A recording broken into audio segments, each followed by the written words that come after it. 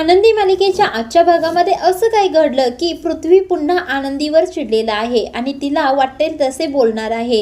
इकडे आता युगंधरला पुरस्कार मिळणारा असतो आणि युगंधर आता पुरस्कार घेण्यासाठी नाही म्हणत असतो। त्याचं कारण असते आनंदी, आणि हे ज्यावेळेला शिल्पाला कळतं त्यावेळेला शिल्पा नेहमीप्रमाणेच आनंदीवर चिडणार आहे आणि तिला वाटेल तसे अपमानित करणार आहे। त्याचबरोबर पृथ्वी आणि आरती आता एकमेकांजवळ येताना पाहायला आपल्याला मिळणार आहे, कारण पृथ्वीने आरतीने ज्या डिझाईन बनवून दिलेल्या असतात त्याबद्दल तिला खूपच मोठं गिफ्ट घेऊन दिलेलं असतं। तर प्रेक्षकांनो, नेमके हे ट्विस्ट एका पाठोपाठ एक कसे आले, काय घडलं तेच आपण या व्हिडिओमध्ये पाहूया।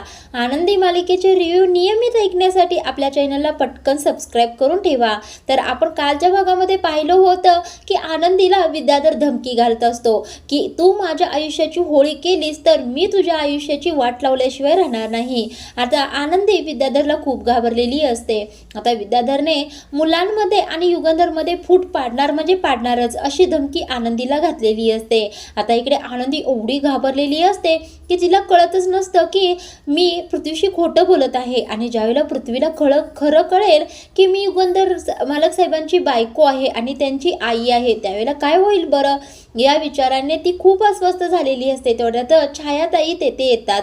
आता त्या म्हणतात, आनंदीताई, विद्याधर सर तुम्हाला काय बोलले बरं, सांगा बरं पटकन। आता आनंदी काहीच बोलत नाही। आता छायाताई म्हणत असतात, थांबा मी पटकन मालक साहेबांना बोलवून आणते, सांगतेच त्यांना ते पुन्हा तुम्हाला बोलले म्हणून। त्याला आनंदी म्हणते, नाही नाही छायाताई, तुम्ही असं अजिबात करू नका, विद्याधर सर जे काही बोलले ते खरंच बोललेत ना, मी पृथ्वीशी खोटंच बोलत आहे आणि तुम्ही यातील काही सुद्धा मालक साहेबांना सांगणार नाही। आता आनंदी स्वतःला दोष देत असते आणि म्हणत असते, या जगातील सगळ्यात मोठी गुन्हेगार तर मीच आहे आणि माझाच सगळा दोष आहे। त्यावेळेला आता छायाताई म्हणतात, आनंदीताई असं काय बोलताय बरं, तुम्ही काय केलंय बरं, तुम्ही का गुन्हेगार आहात? त्यावेळेला आनंदी म्हणत असते, अहो छायाताई, मी खोटं बोलले ना, मुलांचा माझ्यावर किती विश्वास आहे, मी मुलांचं मन जिंकण्यासाठी या घरातील मोलकरीण म्हणून सांगितलं आहे आणि या घरामध्ये मी मालक साहेबांची बायको आहे हे सगळं लपवून ठेवलं आणि त्यांच्याशी खोटं बोलत राहिले। माझ्या मुलांनी माझ्याशी आता मैत्रीचं नातं सुरू केलं आहे आणि आमच्या नात्याचं सत्य तर त्यांना माहीतच नाही। आमचं नातं तर हे खोट्याच्या आधारावर उभारलं गेलं आहे, आता कसं होणार? आता इकडे आनंदी रडायला लागलेली असते। छायाताई काय करतात, आनंदीला समजूत घालण्याचा प्रयत्न करत असतात, तिच्या डोळ्यातील पाणी पुसत असतात आणि म्हणत असतात, आनंदीताई एवढी काळजी करू नका, जर आपण एखाद्याशी खोटं बोललो आणि जर आपल्या घरामध्ये चांगलं होणार असेल तर ते खोटं वाईट नसतं। आता आनंदी म्हणत असते, नाही छायाताई, खोटं हे खोटंच असतं नेहमी आणि मी त्यांच्याशी खोटं बोलले आहे, त्यांना असं वाटत आहे की मी मैत्रीण म्हणून त्यांना मदत करत आहे, पण मी तर एक आई म्हणून माझ्या मुलांच्या पाठीशी खंबीरपणे उभी आहे आणि पृथ्वीचा तर माझ्यावर अगदी आंधळा विश्वास आहे। किती विश्वास ठेवतोय माझ्यावर तो आत्ताच म्हणाला ना की या जगामध्ये फक्त मी तुझ्यावरच विश्वास ठेवतोय म्हणून, आणि पृथ्वीला ज्यावेळेला कळेल की या घरामध्ये मी मोलकरीण म्हणून आले नाहीये तर त्याच्या आईच्या जागी मालक साहेबांची बायको म्हणून या घरामध्ये आली आहे, हे ज्यावेळेला त्याला कळेल त्यावेळेला काय होईल बरं? आणि तो आत्ताच मला म्हणाला ना की या जगामध्ये सगळ्यात जास्त माझा तुझ्यावर विश्वास आहे, तू माझा विश्वासघात करू नकोस। पृथ्वीची हीच वाक्य, हे शब्द मला आतून जिवंत जाळत आहेत, मला खूप त्रास होत आहे पृथ्वीच्या या विश्वासाचा। ज्यावेळेला त्यांना हे सत्य कळेल त्यावेळेला त्यांचा विश्वास तर उडेलच, पण पूर्णपणे ते आतून तुटून जातील, उद्ध्वस्त होतील। मी आता काय करू बरं हे सगळं ठीक करण्यासाठी? आता आनंदी खूपच अपसेट झालेली असते, एकदम उदास झालेली असते। म्हणून छायाताई म्हणत असतात, आनंदीताई तुम्ही आता काय करणार आहात बरं नेमकं? त्यावेळेला आनंदी म्हणत असते, आता मी काय करू, असं काय करू ज्याने की हे सगळं काही ठीक होईल। आता इकडे युगंधर त्याच्या रूम मध्ये बसलेला असतो, पण थोडासा उदासच असतो। त्यावेळेला शिल्पा येते, हातामध्ये पेपर घेऊनच येते आणि शिल्पा खूपच खुश असते, कारण पेपरमध्ये न्यूज आलेली असते की युगंधरला आता पुरस्कार मिळणार आहे। आता शिल्पा खूपच खुश असते, ती म्हणत असते की युगंधर, आपल्या घरामध्ये आनंदाची सुखाची लाटच आली आहे बघ, काल पृथ्वीचा एवढा मोठा ग्रँड इव्हेंट झाला आणि त्याचं प्रोजेक्ट सुरू झालं आणि आज तुला राष्ट्रीय ग्लोबल पुरस्कार मिळणार आहे आणि त्याचंच इन्व्हिटेशन सुद्धा तुला आलं आहे। आता शिल्पा म्हणत असते, आपल्या फॅक्टरीसाठी आणि आपल्या निंबाळकरांच्या घरासाठी ही किती अभिमानाची आणि किती आनंदाची गोष्ट आहे ना। आता ती काय करते, पेपर खाली ठेवते आणि जे निमंत्रण पत्रक आलेलं असतं ते पत्र उघडते आणि ते वाचायला सुरू करते. आता इथे युगंधर थोडा शांतच बसलेला असतो. आता शिल्पा ते पत्र वाचायला सुरू करते. त्यामध्ये असं लिहिलेलं असतं की हा पुरस्कार घेण्यासाठी आपण आपल्या सहचारिकेसह म्हणजेच आपल्या बायको सकट यायचं असतं. आता शिल्पाच्या ज्यावेळेला लक्षात येतं की युगंधर सोबत आनंदीला घालवायला लागणार आहे त्यावेळेला युगंधरकडे ती पाहते. आता युगंधर म्हणूनच शांत बसला आहे हे शिल्पाला कळतं. आता शिल्पा म्हणत असते म्हणजे आनंदीला या कार्यक्रमाला तुझ्याबरोबर पाठवावं लागेल का?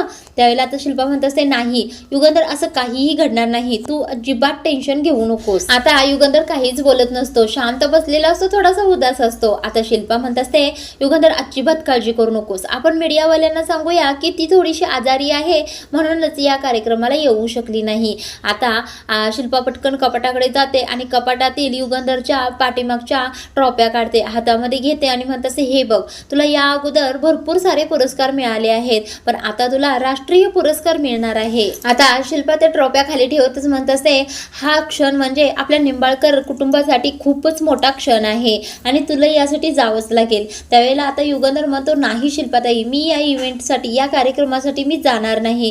त्यावेळेला शिल्पा म्हणत असते काय काय बोलतेस बरं तू असं का बोलत आहेस बरे? तुला हा पुरस्कार मिळत आहे, किती मोठी गोष्ट आहे आणि याचा दुसरा फायदा म्हणजे आपली कंपनी आता राष्ट्रीय स्तरावर काम करायला लागेल. शिल्पा म्हणत असते युगंधर तू असं वागू नकोस, कारण ही साधी सुधी गोष्ट नाही आहे, यातून आपल्याला खूप फायदा होणार आहे. त्यावेळेला युगंधर म्हणत असतो नाही शिल्पाताई, मी एकदा म्हटलो ना की मी या फंक्शनला जाणार नाही म्हणजे नाही. त्यावेळेला तर शिल्पा युगंधरची काहीतरी समजूत काढणार, तेवढ्यातच युगंधर तेथून निघून गेलेला असतो. आता शिल्पा युगंधर अशी हाका मारत असते पण तो काही केल्याने ऐकूनच घेत नाही. आता इकडे आरती तिचं काम करत बसलेली असते आणि आरची न्यूजपेपर वाचत असते ज्यामध्ये पृथ्वीची बातमी छापून आलेली असते. आता आरची आनंदीचं कौतुकाबद्दल जे छापून आलेलं असतं ते वाचत असते.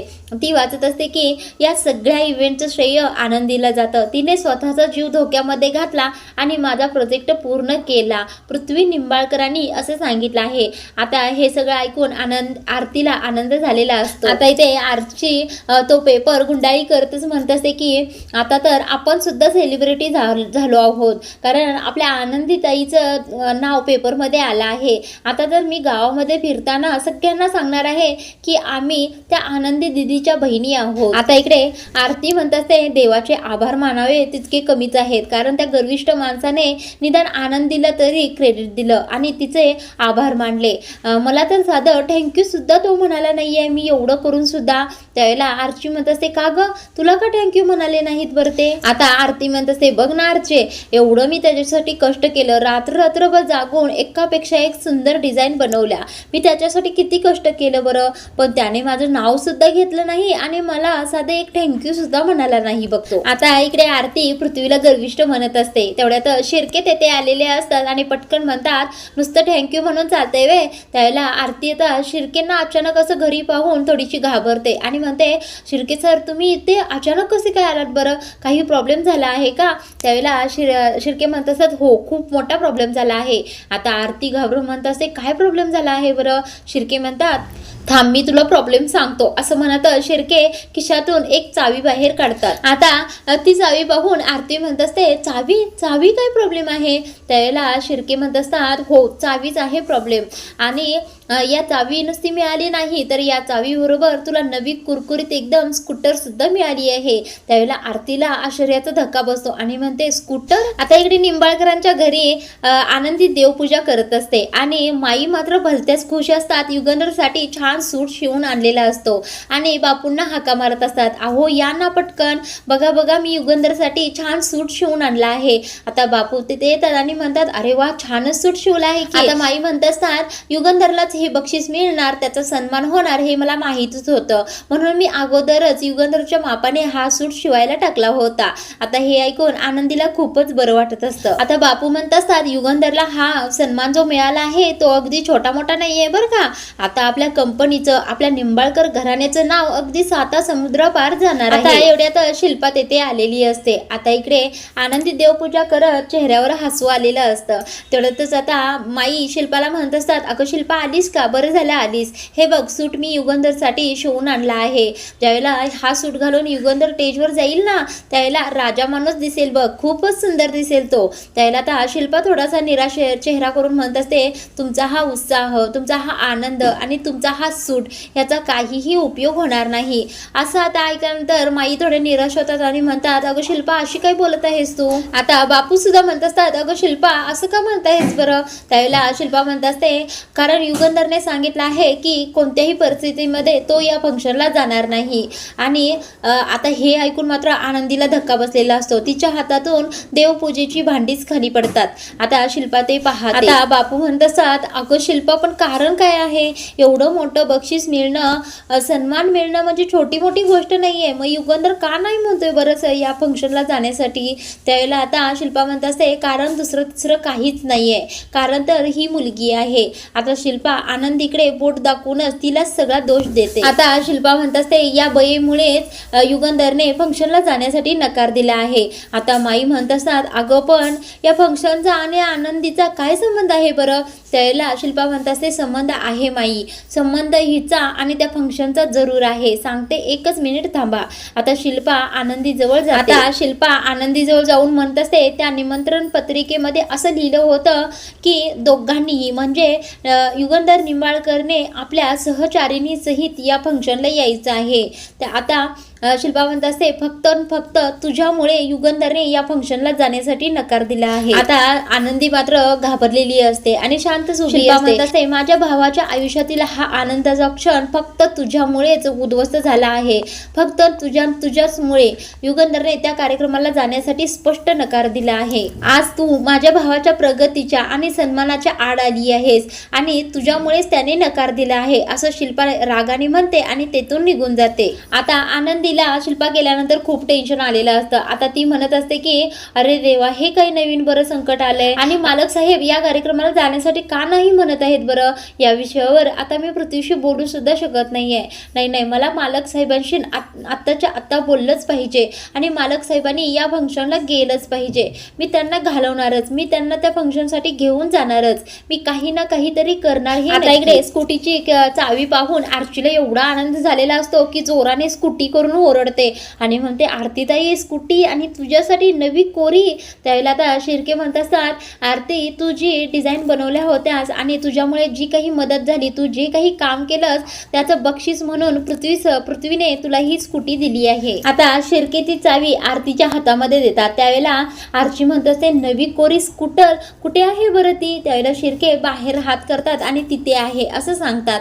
त्यावेळेला आता आरती आणि आरची पटकन स्कूटी बघण्यासाठी धावतच जातात आणि दारात पाहतात तर काय नवी कोरी स्कूटर उभी असते. ते पाहून आता या दोघींना खूप आनंद झालेला असतो. आता शिर्केंना आरची म्हणत असते की शिर्के सर, आत्ता कोणीतरी पृथ्वी सरांना थँक्सलेस म्हणत होतं आणि आता पृथ्वी सरांनीच त्या व्यक्तीसाठी एवढं मोठं गिफ्ट आणि एवढं महागडं गिफ्ट पाठवलं आहे म्हटल्यानंतर त्याच व्यक्तीने आता पृथ्वी सरांना थँक्यू म्हणलं पाहिजे ना. त्याला आता शिर्के हसायला लागतात. आता आरची आणि आरती दोघींना ती नवी कोरी स्कूटी पाहून खूप आनंद झालेला असतो. आरची म्हणत असते, भारी आहे ना स्कूटर इथे. आता इकडे निंबाळकरांच्या घरामध्ये आनंदी युगंधरशी बोलायला त्याच्या रूम मध्ये आलेली असते आणि युगंधरला म्हणत असते, मालक साहेब मला तुमच्याशी थोडं बोलायचं आहे. आता युगंधर म्हणत असतो, तुला जे काही बोलायचं आहे ते पटकन बोल, मला ऑफिसचं काम करायचं आहे. त्यावेळेला आनंदी म्हणत असते, मालक साहेब तुम्ही अवॉर्ड फंक्शनला जाण्यासाठी नकार का दिलात बरं? त्यावेळेला युगंधर म्हणत असतो, आनंदी मी तुला कालच सांगितलं होतं की या विषयावर मला तुझ्याशी बोलायचं नाहीये. त्यावेळेला आनंदी म्हणत असते, मालक साहेब असं कसं चालणार बरं? आपण बोलल्याशिवाय आपले प्रश्न कसे सुटणार? आता आनंदी म्हणत असते, मालक साहेब तुम्ही जायला का नाही म्हणत आहे हे मला माहीत आहे, कारण त्या निमंत्रण पत्रिकेमध्ये असं लिहिलं आहे की तुम्हाला तुमच्या पत्नीसहित तिथं जावं लागणार आहे आणि तुम्ही माझ्यासाठी नाही म्हणत आहात ना. हे ऐकून युगंधर म्हणत असतो, नाही आनंदी, तुझा काहीतरी गैरसमज झाला आहे. मी तुझ्यासाठी किंवा दुसऱ्या कुणासाठीही जायला नाही म्हणत नाही, कुणाच्याही दबावाखाली मी नाही म्हणत नाही. आता युगंधर म्हणत असतो की मी नाही म्हणत आहे कारण या घरासाठी, माझ्या मुलांच्यासाठी फक्त मी नाही म्हणत आहे. ज्या मुलांच्या डोळ्यामध्ये मी नेहमी तिरस्कार, भीती पाहिली, त्या मुलांच्या डोळ्यामध्ये आज माझ्याबद्दलचं प्रेम आणि आदर दिसत आहे. कित्येक वर्षांनी या घराला घरपण आलं आहे, माझी मुलं परत आली आहेत, माझ्या मुलांना या घरात आपलेपणा वाटू लागला आहे. म्हणून माझ्या मुलांच्या भावना, माझ्या मुलांचा हा आपलेपणा कुठल्याही अवॉर्डपेक्षा मला मोठाच वाटतो. मला जो त्यांच्या चेहऱ्यावर आनंद दिसत आहे, समाधान, आपलेपणा दिसत आहे, तो गमावायचा नाहीये, मला तो टिकवून ठेवायचा आहे. आणि मुलांच्या आनंदापेक्षा मला जास्ती काहीच नाही. आणि या घरामध्ये जे काही सुख नांदत आहे, आनंद आला आहे, माझी मुलं या घरामध्ये आहेत, ते फक्त आनंदी तुझ्यामुळे आहे. आता युगंधर म्हणत असतो असंही तो सन्मान मी घ्यायला गेलो नाही तर ते पारितोषिक घरी कुरिअरनं पाठवतीलच ना. असं कुठे मला आता हिरो बनायला जायचं आहे. आणि मी जर बक्षीस घेण्यासाठी नाही गेलो तर माझ्या कामाची गुणवत्ता तर कमी होणार नाही ना, माझं काम तर कमी होणार नाही, माझा सन्मान तर कमी होणार नाही. त्यामुळे मी तिकडे नाही गेलो तर काहीच फरक पडणार नाही. मला एक चांगला माणूस बनायचा आहे, माझ्या मुलांचा एक चांगला बाप बनायचा आहे, त्यापेक्षा मला काहीच महत्त्वाचं वाटत नाही. आणि समिधाला सुद्धा हेच वाटायचं की माझी मुलं माझ्या जवळ असावीत. आणि ते आज खरं झालं आहे. समिधाचं स्वप्न पूर्ण झालं आहे. आणि खरंच माझ्या मुलांसाठी एक काय 1000 बक्षिसं मी अशी लाताडायला तयार आहे. आता असं म्हणतो आणि युगंधर तेथून निघून जातो. आता इकडे आनंदी आणि युगंधरचं सगळं बोलणं विद्याधरने चोरून ऐकलेलं असतं. आणि तो म्हणत असतो बरं झालं, मला या युगंधरचा वीक पॉईंट काय आहे, त्याला नेमकं काय हवं आहे ते मला कळालं आहे. आणि आता खेळ संपला नाही तर आता खरा खेळ सुरू होणार आहे. आता हा विद्याधर नवीन काहीतरी प्लॅनिंग करणार हे नक्की. आता इकडे फॅक्टरीमध्ये आरती पृथ्वीकडे आलेली असते आणि त्याला न विचारता त्याच्या केबिनमध्ये घुसते आणि त्याला म्हणत असते खरंच तू एवढं मोठं गिफ्ट मला दिलं आहेस का, खरंच. आता पृथ्वी आरतीची थोडी गंमत करायचं ठरवतो आणि तो म्हणत असतो कोणाच्याही केबिनमध्ये आज येताना नॉक करून यायचं असतं, एवढं माहीत नाही का तुला. आता आरती शांतच होते. आता इथे पृथ्वी पुन्हा आरतीवर चिडायला सुरू करतो. तो म्हणत असतो आपण एक कॉर्पोरेट ऑफिसमध्ये उभे आहोत आणि तिथे काहीतरी नियम असतात, तिथे काहीतरी शिस्त असते. आता हे आरती ऐकतच उभा राहते. आता इथे पृथ्वी आणि आरतीची पुन्हा गंमत जम्मत दाखवली आहे. पृथ्वी म्हणत असतो आता तू एक काम करायचं, आता पुन्हा केबिनच्या बाहेर जायचं, नॉक करायचं आणि मे आय कम इन सर विचारायचंस. आणि ज्या वेळेला मी आतमध्ये ए म्हणेन त्याच वेळेला तू आत यायचं आणि माझ्याशी बोलायला सुरू करायचं. आता आरती काय करते, पृथ्वीवर चिडते आणि हळूच पुटपुटायला सुरू करते. ती म्हणत असते मला स्कूटी दिली ना म्हणूनच मी याच्या केबिनमध्ये आली आहे, नाही मला तर काहीच इंटरेस्ट नाही आहे याच्याकडे येण्यामध्ये. आता पृथ्वी म्हणतो काही पुटपुटलीस का, काही म्हणालीस का तू. त्याला आरती म्हणत असते नाही, तुला सांगण्याइतकं काहीच महत्त्वाचं नाही. आता पृथ्वी म्हणत असतो मला तुला म्हणायचं नाही तर तुम्हाला म्हणायचं. आता आरती पुन्हा पृथ्वीवर चिडते. आता आरती बाहेर जाते केबिनच्या आणि दार खटखट करते आणि मे आय कम इन सर असं म्हणते. आता पृथ्वी आतून म्हणत असतो कोण आहे बरं. त्यावेळेला आरती म्हणते आरती नाईक. त्यावेळेला पृथ्वी आतून म्हणतो काही महत्त्वाचं काम असेल तर या आतमध्ये. त्यावेळेला आरती म्हणत असते हो माझं महत्त्वाचं काम आहे. त्यावेळेला पृथ्वी म्हणतो ठीक आहे या आतमध्ये. आता आरती आतमध्ये येते. त्यावेळेला पृथ्वी म्हणतो काय काम आहे तुमचं. त्यावेळेला आरती येतं म्हणत असते तुम्ही मला स्कूटी दिली त्याबद्दल तुमचे आभार. त्यावेळेला पृथ्वी म्हणतो नाही नाही नाही नाही अजिबात आभार मानायची गरज नाही आहे, कारण ती स्कूटी मी तुमच्यासाठी नाही तर माझ्या कामासाठीच दिली आहे. आता पृथ्वी म्हणत असतो माझ्या प्रोजेक्टमध्ये जी कोणी लोक कामं करतात त्यांनी उशिरा आलेलं मला चालणार नाही, कारण प्रत्येक काम अगदी वेळेवरच झालं पाहिजे. आणि माझ्या प्रोजेक्टमध्ये तू डिझाईन बनवतेस ना तर तुझं काम अतिशय महत्त्वाचं आहे. आणि तुझी माहिती काढली त्यावेळेला मला असं कळालं की तू सायकलवरून रोज फॅक्टरीमध्ये येतेस आणि कधी कधी तुझी सायकलची चेनसुद्धा वाटेला पडते, त्यामुळे तुला उशीर होतो यायला. त्यामुळे मी तुला स्कूटी दिली आहे कारण मला कामाला अजिबात हलगर्जीपणा किंवा उशीर झालेला नको आहे. आता पृथ्वी म्हणत असतो समजलं का हे. त्यावेळेला आरती यस म्हणत असते. आता पृथ्वी म्हणत असतो ठीक आहे उद्यापासून लवकर फॅक्टरीमध्ये यायचं 8:30ला आणि कामाला सुरुवात करायची. त्यावेळेला आरती यस सर असं म्हणते. आता पृथ्वी त्याच्या कामाला लागतो, पण आरती आता रागानेच पृथ्वीकडे पाहत असते. त्यावेळेला पृथ्वी म्हणत असतो मला पाहून झालं असेल तर कामाला लागू शकता. त्यावेळेला आरती आता रागानेच तेथून निघून जाते. आता इकडे किचनमध्ये आनंदी खूपच विचारामध्ये मग्न असते. तेवढ्यातच विद्याधर तेथे आलेला असतो आणि हळूवार पावलांनी विद्याधर तेथे आलेला असतो. तरी सुद्धा आनंदीला कळतं की विद्याधर तेथे आलेला आहे. आता विद्याधर आनंदीजवळ येताच आनंदी म्हणते, तुम्ही तुम्ही ते काय करत आहात? त्यावेळेला विद्याधर म्हणत असतो, हे बघ आनंदी, तुला जरी डोळे नसले ना तरी तू जवळ कोण आलं तर लगेच ओळखतेस ना. माणसाच्या पावलावरून, त्याच्या वासावरून कोण आहे हे सुद्धा तू अगदी अलगद टिपतेस बघ. आता विद्याधर म्हणत असतो, हे बघ आनंदी, तू एक चांगली उत्कृष्ट बायको आहेस बघ, पण वरून नाही तर खालून. कारण तू एक अपशकुनी आहेस आणि तुझ्यामुळेच आज तुझ्या नवऱ्याचा एवढा मोठा सन्मान डावलला जात आहे. तो जातच नाहीये त्या कार्यक्रमाला तुझ्यामुळे. हा असला एवढा मोठा पुरस्कार मिळवण्यासाठी माणूस अगदी आयुष्य पणाला लावतो आणि तो तुझ्या नवऱ्याला मिळायला लागलाय तर तो तुझ्यामुळे तो पुरस्कार लाताडायला लागलाय. जगाला तर पोरांचं कारण सांगायला लागलाय, पण खरं कारण तर आनंदी तूच आहेस. पण नियतीचा खेळ बघ ना, तो मला उद्ध्वस्त करायला निघाला होता पण आता तोच उद्ध्वस्त व्हायला लागलाय. आनंदी, फक्त तुझ्या आणि तुझ्यामुळे त्याचं सगळं करिअर खतम होत आहे बघ. तुला जेव्हापासून त्याने बायको बनवून आणले तेव्हापासूनच त्याच्यावर एवढी संकट यायला लागलेत. आनंदी, तुला लाज कशी वाटत नाही बरं? तू या निंबाळकरांच्या घराला लागलेला एक शाप आहेस आणि आज तुझ्या आणि फक्त तुझ्याचमुळे युगंधरच्या आयुष्यामध्ये हा दिवस आला आहे आणि तुझ्याचमुळे युगंधर उद्ध्वस्त होणार आहे. हे आता विद्याधर या आनंदीला भरपूर भीती घालतो आणि तेथून निघून जातो. इकडे आता आनंदी चांगलीच गांगरलेली असते. आता ती म्हणत असते, बस आता जे झालं ते बस, आता हे सगळं थांबणार. मालक साहेबांच्या कष्टाच्या आणि मेहनतीचं फळ त्यांना मिळालंच पाहिजे आणि त्यासाठी मला जे काही सत्य आहे ते पृथ्वी आणि मितालीला सांगितलंच पाहिजे. त्यांना सांगितलंच पाहिजे की मी मालक साहेबांची बायको आहे, या घरची सून आहे आणि मी हे करणार. आता आजचा भाग इथे थांबवला आहे. पुढील भागामध्ये आपल्याला असं पाहायला मिळणार आहे की आनंदी आरतीला पृथ्वीसाठी चिठ्ठी लिहायला सांगणार आहे आणि त्या चिठ्ठीमध्ये ती असं लिहिणार आहे की पृथ्वी, मी मालक साहेबांची बायको आहे आणि तुमची आई आहे. मालक साहेबांशी माझं लग्न झालं आहे.